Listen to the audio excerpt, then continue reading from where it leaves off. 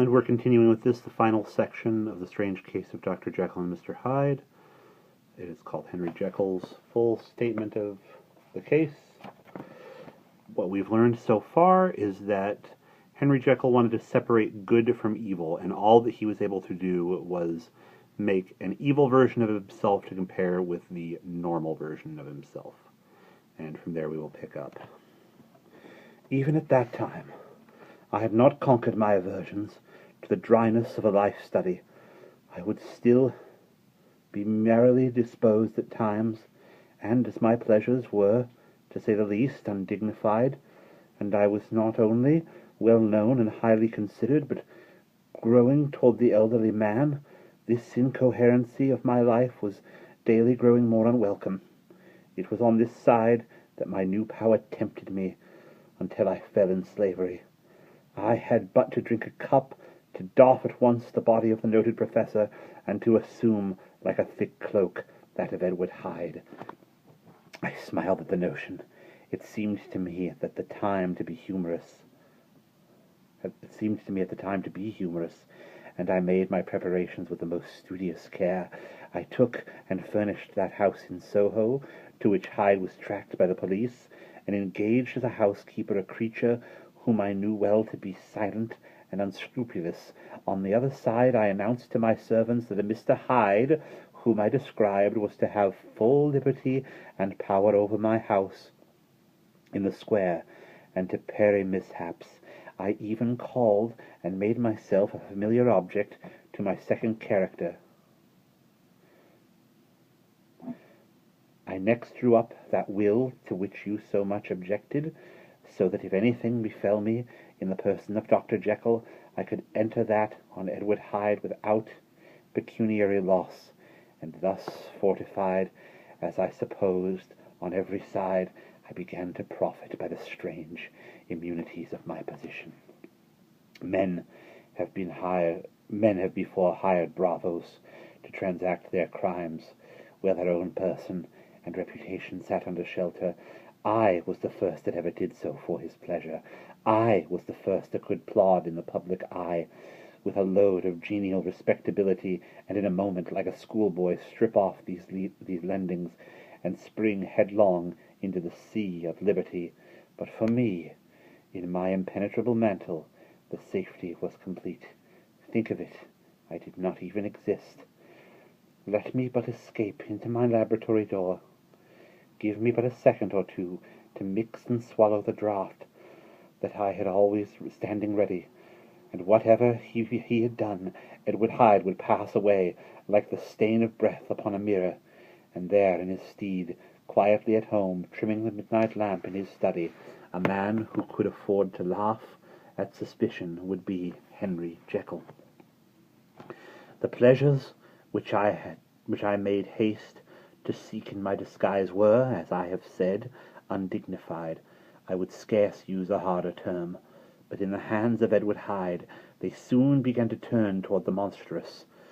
When I would come back from these excursions, I was often plunged into a kind of wonder at my vicarious depravity. This familiar that I called out of my own soul and sent forth alone to do his good pleasure, was a being inherently malign and villainous. His every act and thought centered on self-drinking pleasure with a bestial avidity, from any degree of torture to another. Relentless like a man of stone, Henry Jekyll stood at times aghast before the acts of Edward Hyde, but the situation was apart from ordinary laws, and insidiously relaxed the grasp of conscience. It was Hyde, after all, and Hyde alone, that was guilty. Jekyll was no worse. He woke again to his good qualities, seemingly unimpaired. He would even make haste, where it was possible, to undo the evil done by Hyde, and thus his conscience slumbered. Into the details of the infamy at which I thus connived, for even now I can scarce grant that I committed it, I have no design of entering. I mean but to point out the warnings and the successive steps with which my chastisement approached. I met with one accident which, As it brought no consequence, I shall no more than mention an act of cruelty to a child aroused against me in anger, of a passer-by whom I recognized the other day as in the person of your kinsman, the doctor, and the child's family joined him.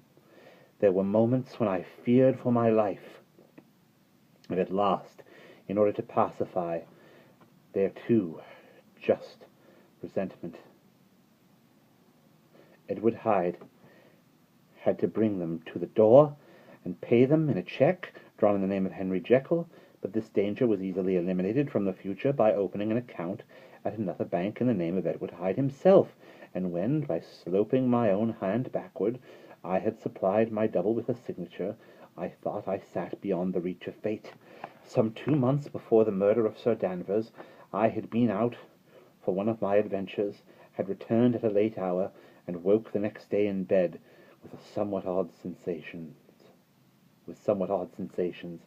It was in vain I looked about me, in vain I saw the decent furniture and tall proportions of my room in the square, in vain that I recognized the pattern of the bed curtains and the design of the mahogany frame. Something still kept insisting that I was not where I was, that I had not wakened where I seemed to be, but in the little room in Soho where I was accustomed to sleep in the body of Edward Hyde. I smiled to myself, and in my psychological way began lazily to inquire into the elements of this illusion, occasionally, even as I did so, dropping back into a comfortable morning doze. I was so engaged when, in one of my more wakeful moments, my eyes fell upon my hand, now the hand of Henry Jekyll, as you have often remarked, was professional in shape and size. It was large, firm, white, and comely, but the hand which I now saw clearly enough in the yellow light of a mid-London morning, lying half shut on the bedclothes, was lean, corded, knuckly, of a dusty pallor, and thickly shaded with a swart growth of hair. It was the hand of Edward Hyde. I must have stared upon it for near half a minute, sunk as I was in the mere stupidity of wonder, before terror woke up in my breast, as sudden and startling as the crash of cymbals, and bouncing from my bed I rushed to the mirror. At the sight that met my eyes, my blood was changed into something exquisitely thin and icy. Yes, I had gone to bed Henry Jekyll. I had awakened Edward Hyde. How was this to be explained, I asked myself, and then, with another bound of terror, how was it to be remedied? It was well on in the morning. The servants were up. All my drugs were in the cabinet. A long journey down 2 pairs of stairs, through the back passage, across the open court, and through the anatomical theatre, from where I was then standing, horror-struck. It might indeed be possible to cover my face, but of what use was that, when I was unable to conceal the alteration in my stature? And then, with the overpowering sweetness of relief, it came back upon my mind that the servants were already used to the coming and going of my second self. I had soon dressed, as well as I was able, in clothes of my own size, had soon passed through the house, where Bradshaw stared and drew back at seeing Mr. Hyde at such an hour and in such a strange array, and 10 minutes later Dr. Jekyll had returned to his own shape and was sitting down with a darkened brow to make a feint of breakfasting. Indeed, small indeed was my appetite. This inexplicable incident, this reversal of my previous experience, seemed, like the Babylonian finger on the wall, to be spelling out the letters of my judgment, and I began to reflect more seriously than ever before on the issues and possibilities of my double existence. That part of me which I had the power of projecting had lately been much exercised and nourished. It had seemed to me of late as though the body of Edward Hyde had grown in stature, as though, when I wore that form, I were conscious of a more generous tide of blood, and I began to spy a danger, that if this were much prolonged, the balance of my nature might be permanently overthrown, the power of voluntary change be forfeited, and the character of Edward Hyde become irrevocably mine. The power of the drug had not been always equally displayed. Once, very early in my career, it had totally failed me. Since then, I had been obliged, on more than one occasion, to double, and once, with infinite risk of death, to treble the amount, and these rare uncertainties had cast hitherto the sole shadow of my contentment. Now, however, and in the light of that morning's accident, I was led to remark that whereas in the beginning the difficulty had been to throw off the body of Jekyll, it had of late gradually but decidedly transferred itself to the other side. All things, therefore, seemed to point to this, that I was slowly losing hold of my original and better self, and becoming slowly incorporated with my second and worse. Between these two, I now felt I had to choose. My two natures had memory in common, but all other facilities were most uniquely shared between them. Jekyll, who was composite, now with the most sensitive apprehensions, now with a greedy gusto, projected and shared in the pleasures and adventures of Hyde. But Hyde was indifferent to Jekyll, or but remembered him as the mountain bandit remembers the cavern in which he conceals himself from pursuit. Jekyll had more than a father's interest. Hyde had more than a son's indifference. To cast in my lot with Jekyll was to die to those of appetites which I had long secretly indulged, and had of late begun to pamper. To cast it in with Hyde was to die to 1,000 interests and aspirations, and to become, at a blow and forever, despised and friendless. The bargain might appear unequal, but there was still another consideration in the scales, for while Jekyll would suffer smarteningly in the fires of abstinence, Hyde would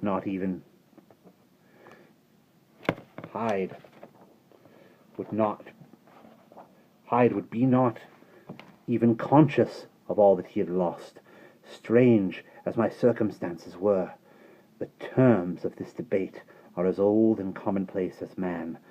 Much the same inducements and alarms cast the die for any tempered and trembling sinner, and it fell out with me, as it falls with so vast a majority of my fellows, that I chose the better part, and was found wanting in the strength to keep to it. Yes, I preferred the elderly and discontented doctor, surrounded by friends, and cherishing honest hopes, and bade a resolute farewell to the liberty, the comparative youth, the light step, leaping impulses, and secret pleasures that I had enjoyed in the disguise of Hyde. I made this choice perhaps with some unconscious reservation, for I neither gave up the house in Soho, nor destroyed the clothes of Edward Hyde, which still lay ready in my cabinet. For 2 months, however, I was true to my determination. For 2 months I led a life of such severity as I had never before attuned to, and enjoyed the compensations of an approving conscience. But time began at last to obliterate the freshness of my alarm. The praises of conscience began to grow into a thing of course. I began to be tortured with throes and longings, as of Hyde's struggling after freedom, and at last, in an hour of moral weakness, I once again compounded and swallowed the transforming draught. And we will pause there.